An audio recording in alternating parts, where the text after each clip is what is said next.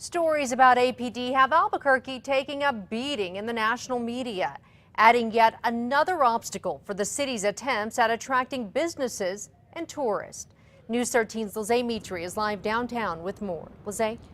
Jessica, experts say you can't tell people what to think, but you can tell them what to think about. And lately, there's been a lot of that happening when it comes to Albuquerque. From CBS News. The U.S. Justice Department accusing the police department in Albuquerque, New Mexico of excessive force. To CNN. 36 police-involved shootings since 2010.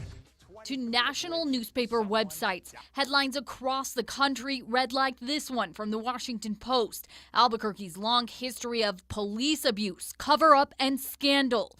The Washington Post site turns up 8 articles on APD since the Department of Justice report was released last week. The New York Times called it a scathing assessment.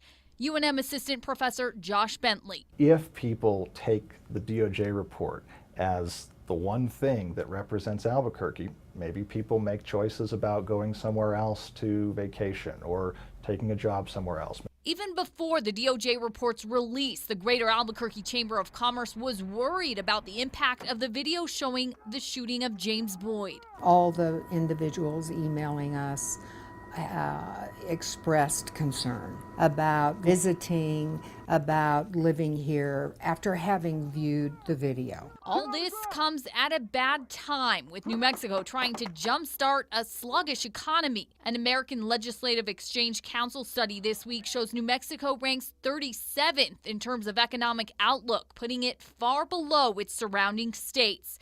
Bentley says the only way to overcome the bad news is with good news. It's not enough to replace bad news with no news. We have to replace bad news with good news. We contacted the state economic development secretary about this. In a statement, John Varela says he hasn't heard from any companies concerned about this. Back to you.